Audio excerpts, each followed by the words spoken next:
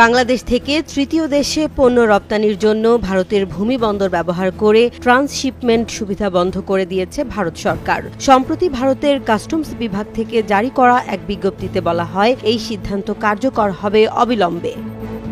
ভারতীয় কর্তৃপক্ষের ভাষ্য, ট্রান্সশিপমেন্ট সুবিধার কারণে তাদের নিজস্ব রপ্তানিতে জট, বিলম্ব এবং অতিরিক্ত খরচের চাপ পড়ছিল।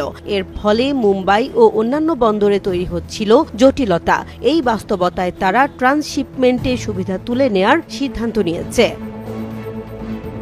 এই সুবিধা বাতিলের ফলে বাংলাদেশ থেকে নেপাল, ভুটান সহ তৃতীয় দেশে বিশেষ করে তৈরি পোশাক সহ রপ্তানি পণ্যের চলাচলে বড় বাধা তৈরি হবে বলে আশঙ্কা করছেন বাণিজ্য বিশ্লেষকরা। এতে রপ্তানি খরচ বাড়বে, সময় লাগবে বেশি এবং ক্রেতাদের সঙ্গে সময়মতো চুক্তি বাস্তবায়নে জটিলতা তৈরি হতে পারে।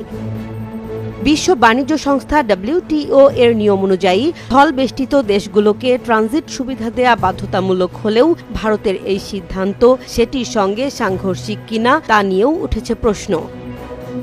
বাংলাদেশের বাণিজ্য বিশ্লেষকরা বলছেন, এটি শুধু বাণিজ্য নয়, কূটনৈতিক সম্পর্কের দিক থেকেও একটি গুরুত্বপূর্ণ ইঙ্গিত। বর্তমানে বিকল্প রুট খোঁজার পাশাপাশি রাজনৈতিকভাবে বিষয়টি সমাধানের উদ্যোগ নিতে হবে বলেও মত তাদের।